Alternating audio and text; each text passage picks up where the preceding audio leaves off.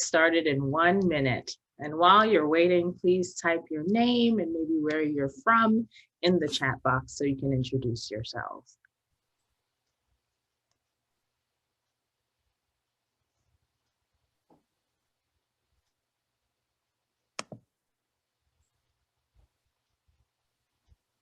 Hi, Debbie. Good morning. Hi, Cody. Hi, Linda. Oh, we've got some familiar faces. Hi, Doug. Good morning, Betty. So we want to welcome everyone to this Virtual Training Institute session. My name is Jamie Harris. I'm an Adult Education Program Specialist at the Maryland Department of Labor. And we just really want to welcome you to this session at 10 o'clock today. Please introduce yourself in the chat box. Tell us where you're from. We'd love to know. The chat will be open. Make sure you're choosing to all panelists and attendees so everyone can see where you're from. So before we jump into today's session, I'm going to launch a poll because we really want to know what your role is within the program. So I'm going to launch the poll right now. Go ahead and select what applies to you. All right.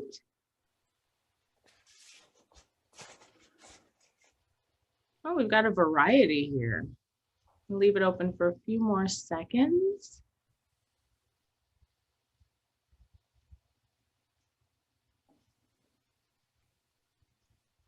All right.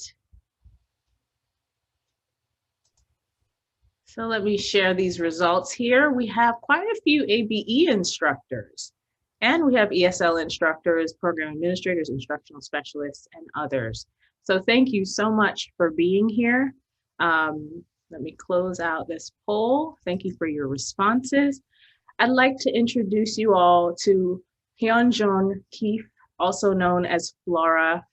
She's at Project Literacy at the Howard County Library System, and her topic that she'll be presenting on today is unaddressed anxiety points for adult English language learners. Feel free to put questions in the chat box as she presents, and we'll address them as we go through the presentation. All right, Flora, it's all yours.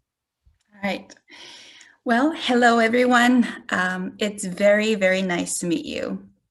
My name is Unjudged Flora Keefe, as Jamie introduced, and she pronounced perfectly.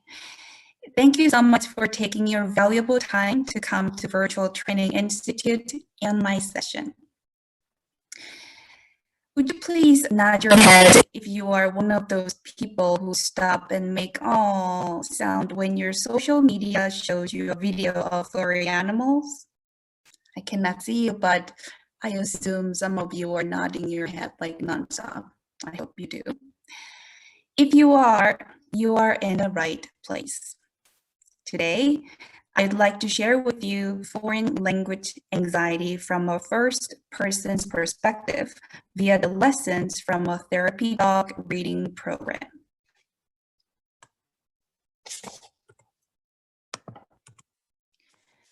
Throughout the presentation, I hope to share with you the importance of language anxiety for English language learners from a therapy dog reading program.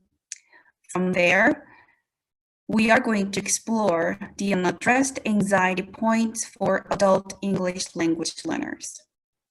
Finally, we are going to implement what can be incorporated into the lessons to reduce language anxiety and best connect with your ELL students. I am a learner and an educator from ELL background. I learned and taught English as a second language in South Korea. Then I came to the United States and earned my master's degree at Idaho State University. Then I taught English courses for college-level non-native speakers at Dickinson State University in North Dakota for about 6 years.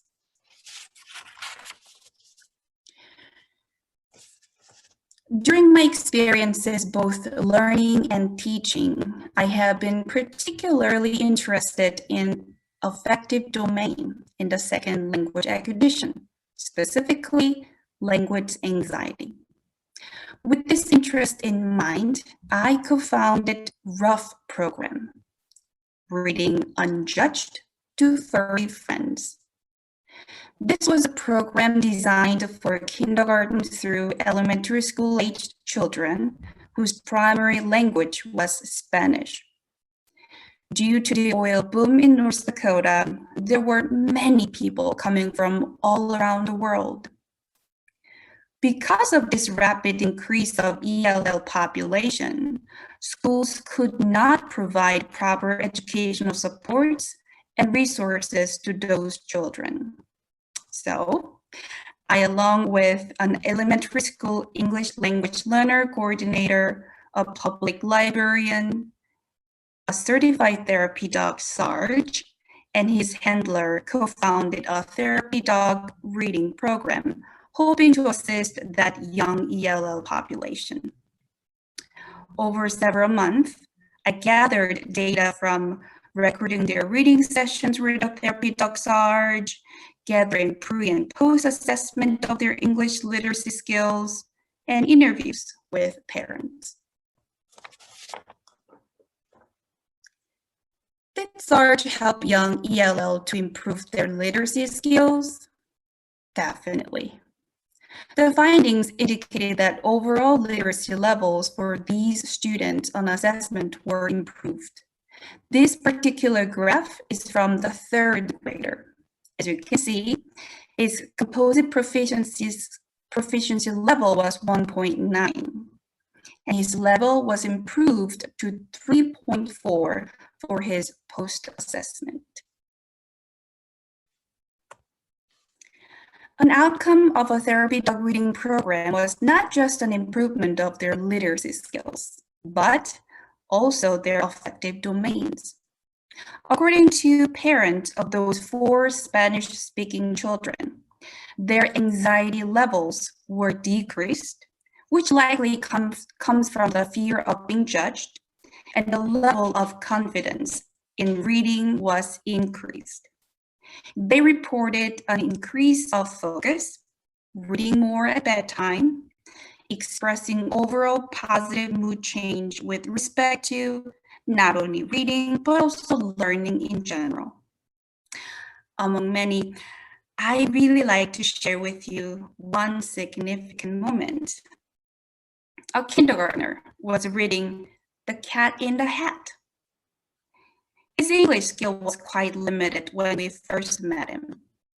One day, when he attended the ROUGH program session, he was reading sentences one word at a time. Next to him, there were a therapy dog, Sarge, with his handler, Nikki. Sarge was listening to this boy reading out loud. Then this boy became quiet. It seemed that he was stuck on one unfamiliar word in the book.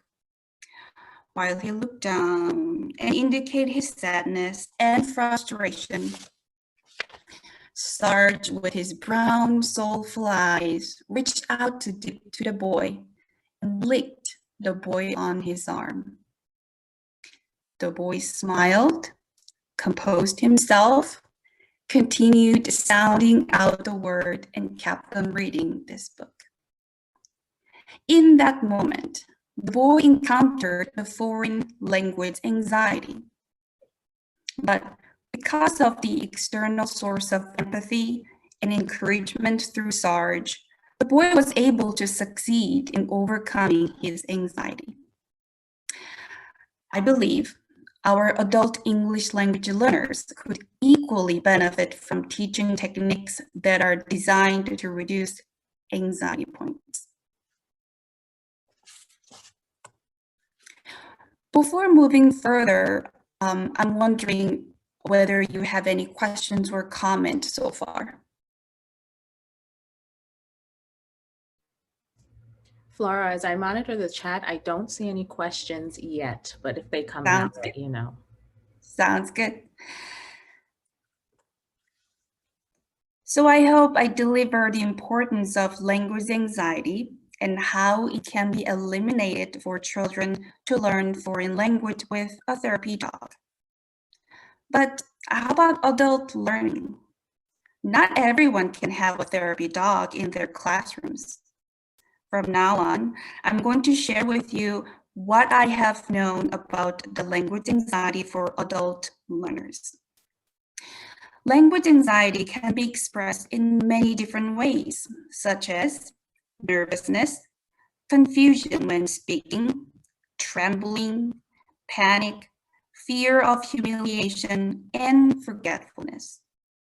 According to research, there are three main components of foreign language anxiety: communication apprehension, fear of negative evaluation, and general feelings of anxiety. A communication of apprehension is a type of shyness characterized by fear or anxiety about communicating with people. How does it look like? Well, students can remain silent, or they can become temporarily embarrassed, nervous, shy, and desolate. Fear of negative evaluation is a type of performance anxiety characterized by a feeling of fear at failing the test. General feeling of anxiety is a fear of negative evaluation described as feelings of nervousness about others' evaluations and the anticipation that one would be negatively evaluated. Now that we identified what language anxiety is, let's talk about how to implement into your classroom to reduce it. These come from my first-person experience as a learner and as a teacher. And I know that you have much more teaching experiences than I do here. So you may have different thoughts and solutions. If so, please don't hesitate to share with me. I would love to hear your perspectives and learn from yours. Communication apprehension is occurring while communication with others, including understanding others and making others understand them. For example, students are indeed struggling with finding out appropriate vocabulary as well as formation of phrases, or your student decides to remain silent, especially in a group discussion or in class. It is marked as a manifestation of communication apprehension. If your students have difficulty speaking, listening to foreign language in front of people, their communication apprehension will be high. My professor once shared with me how she had been learning Spanish and how much she was struggling. By hearing her vulnerability, I was able to drop my shyness card of fear about making language mistakes in front of her. A key, I believe, is empathy. Putting yourself into your student's shoes. How would I feel when I had to learn different language as an adult? Will it be easy to put S at the end of the verb when I focus on creating phrases to deliver my message? Learners who speak in pairs or group activities seem to have high anxiety in an English language class. This is because they think that their communicative ability is being assessed or evaluated. Under these circumstances, identifying common trouble spots even before they occur can be a huge help to our adult English language learners. It can give them a message like, hey, I know what you're struggling. Foreign language anxiety has various manifestations, including distortion of sounds. It is very common that English language learners have high level of anxiety in listening, and in effect to their self-esteem too. Students may not be familiar with getting the whole story. Instead, they may focus on words by words, because they stopped and thought of that particular one word that they could not catch. And by the time they caught up, well, the listening is over. Also, it is not easy to listen to an English conversation, not because of the lack of vocabulary, but because of the linking among those words within sentences. Not everyone speaks individual word by word like this, right? From my experience, it made a huge difference by understanding the linking principles among words. Also, if I knew that I will be evaluated by my understanding of the story, not by picking up all those vocabularies on the transcript, I could have listened more at ease. This slide will show you small portions of adult English language learners' common grammatical trouble spots. Now, this has been my experience as a learner and as an educator. It is certainly possible other educators can identify other language trouble spots, but the ones that I have pointed out have been repeated and frequent among many different adult English language learner population that I have served. Not all language has preposition, so it was very hard for me to restructure the usage of those prepositions. For me, it was very helpful to know the slight difference by learning within a specific context. As you can see the first example, it is important for us to learn before and in front of has its own specific context to be used appropriately. Also, most English language learners may feel difficult to know what to choose between in and on, as you can see on the second example, because most of them learn by its meaning and definition, not by its appropriate usage. Similarly, knowing the definition is not enough for English language learners to determine what is appropriate to convey the intended messages. For example, many English language learners learned tell, speak, say, talk as synonyms, but are they interchangeable? Yes and no. How about article? I always ask my husband, native speaker by the way, why I need to put the or not. He normally says, good question. I never thought about that. Well, just because. Not all language has the article system, so we have to learn when we need to put the and when not. We do not know intuitively.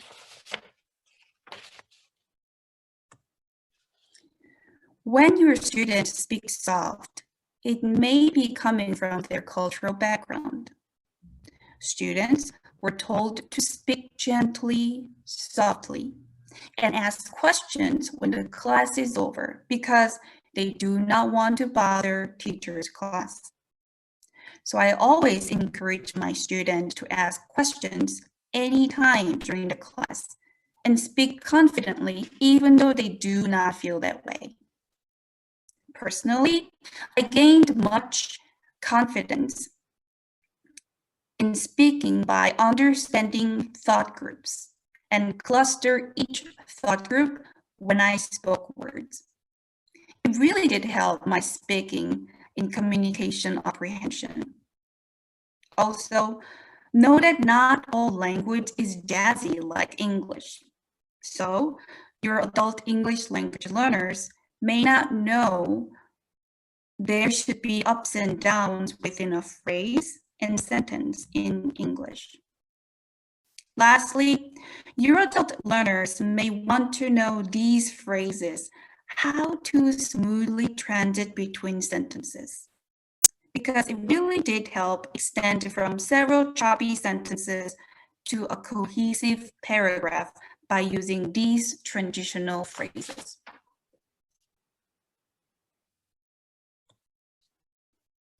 The fear of negative evaluation emphasizes feelings about others' evaluations or expectations. This has a wide scope in connection with social evaluations such as interviews, oral presentations, or speaking contests. So the fear of negative evaluation is not just for test-taking situations in classroom. It is thought that a person with high test anxiety is typically a perfectionist.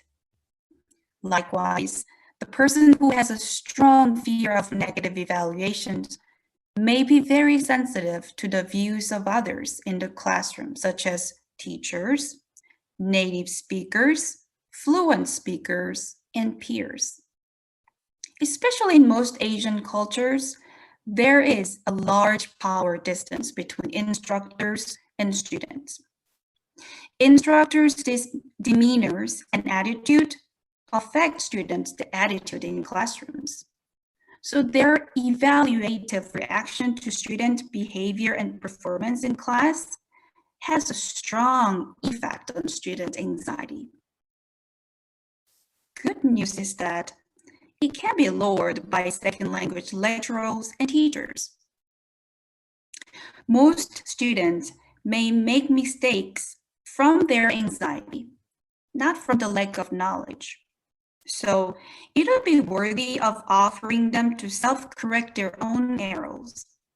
From my personal experiences, most of the time, students were able to correct their mistakes and made the sound, ah.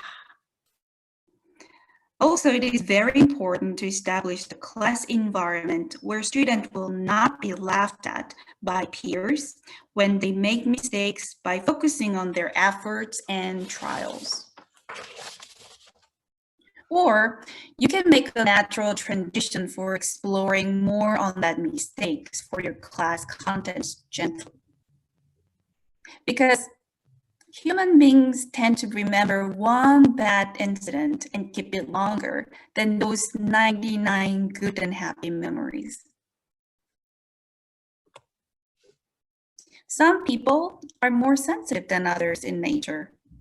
It is called trait anxiety, which refers to a general tendency to become nervous in a wide range of situations. It can be manifested from freezing up when called upon perform to desire to gain teachers' approval. Recent research proposed that students' anxiety in language learning is the result of poor performance, resulted from their poor native language skills as well. If you perceive those traits from your students, please simply start developing caring and stable relationship by practicing how to pronounce your student's name. Or you can acknowledge all responses and questions so that students will feel they matter in this classroom. I personally like when my lecturer commented further based on what I had said, like as Flora mentioned before. These small tiny acts can lower students' general feeling of anxiety when it comes to language learning.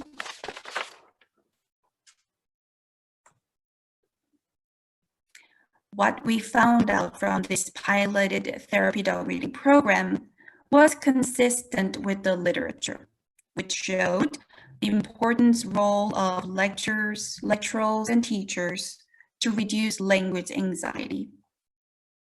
I believe increasing the level of empathy toward adult English language learners is a way of handling this language anxiety like Sarge did.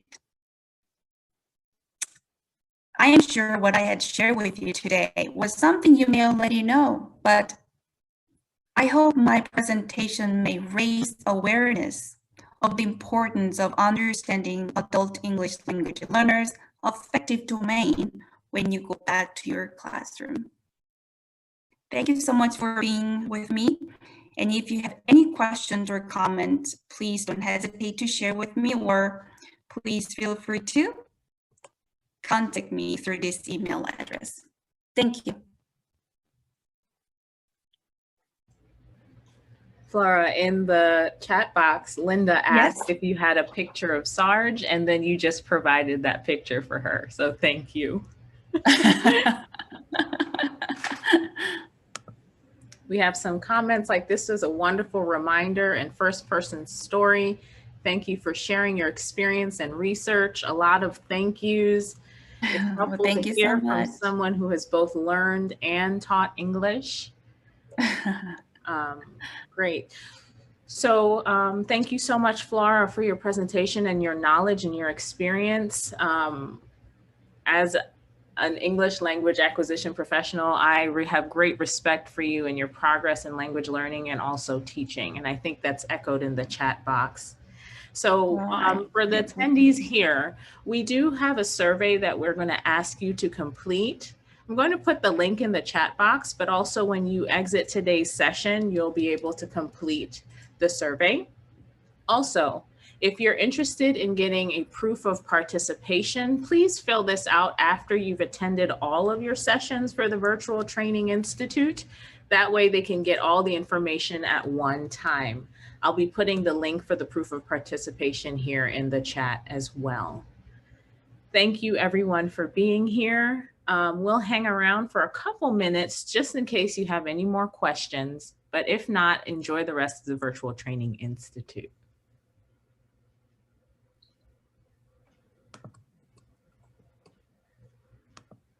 Flora, I don't know if you're able to see the chat, but there are quite a few thank yous in there. Well, thank you so much for coming here. I really appreciate it.